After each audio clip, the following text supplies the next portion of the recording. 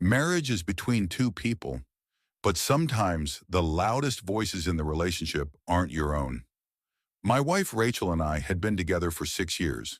We had our ups and downs like everyone, but recently her friends had started to interfere more and more.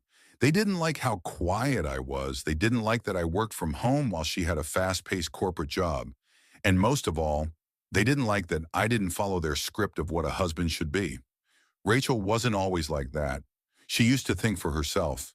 But her new group, especially her two besties, Tanya and Brielle, were poison. They constantly fed her toxic ideas under the guise of empowerment. Any disagreement we had, they'd spin it. He's controlling? He's too boring for you. You can do better. And slowly I started to feel like a third wheel in my own marriage. One evening, Rachel came home with a smug smile. "I'm going away for a week with the girls," she said. "Okay," I replied. "Vacation?" "Sort of. Tanya said I should take space, to let you miss me. Maybe then you'll appreciate me more." I blinked. "Appreciate you?" "You haven't been paying attention lately," she snapped. "It's like I'm invisible." I didn't argue, I just nodded. She expected me to beg, to resist, to panic. I did none of that. And that's when the plan started forming. If she wanted to teach me a lesson, then maybe it was time I gave a few lessons of my own to her and the peanut gallery that thought our marriage was a reality show. The next morning, I made a few calls. First to my lawyer, just to update the prenup and prepare a contingency in case this little lesson of hers turned into something more permanent. Second, to a real estate agent. And third, to a moving company. For the next few days, I lived quietly but worked with purpose. I sorted through our finances, our shared accounts, and our possessions. I took photos of every major item, especially the things I had bought before we were married.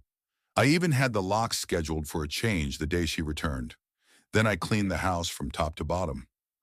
Not to win her back, but to remove everything that had her and her friends' fingerprints on it. I boxed up all the wine glasses they gifted us, the faux inspirational wall art Tanya gave her, the throw pillows from Brielle that said, "Wife, boss, queen." All of it, gone. Day 5, I received a message from Tanya. "Hope you're missing Rachel. Maybe now you'll learn to treat her better."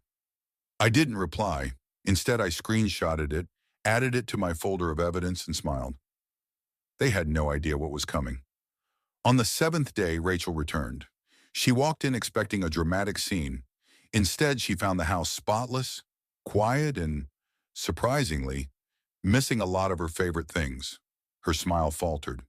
"Where's my gold mirror?" "In storage," I said. "It's being sorted, along with a few things we need to talk about."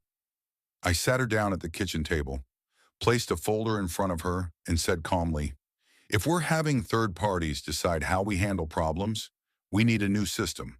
Or none at all. These are updated documents, a revised separation of assets. If you want out, we'll do it right." Rachel went pale. "Wait, what? I didn't say I wanted a divorce." "You said I needed to be taught a lesson," I said, standing up. "So I learned it. I learned that you don't respect me enough to talk to me before listening to outsiders. And I'm not living like that." She stared at the folder, stunned. Her friends weren't here to advise her now. Just us. I didn't know you felt like that," she whispered. "Because you never asked. You were too busy being their project. I loved you, but I won't be manipulated."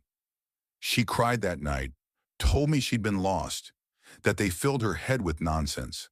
I told her to take real space this time, not a lesson week, but time to figure out what she wanted without any background noise.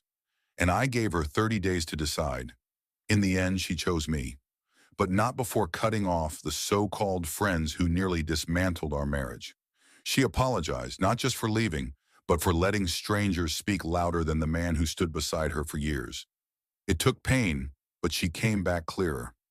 Sometimes the best way to teach a lesson isn't yelling or chasing. It's silence, action, and letting people sit with what they've done. She walked away to make me miss her. But what she learned was this. I was never afraid of being alone. I was just afraid she'd already left me emotionally. And that fear, I conquered it.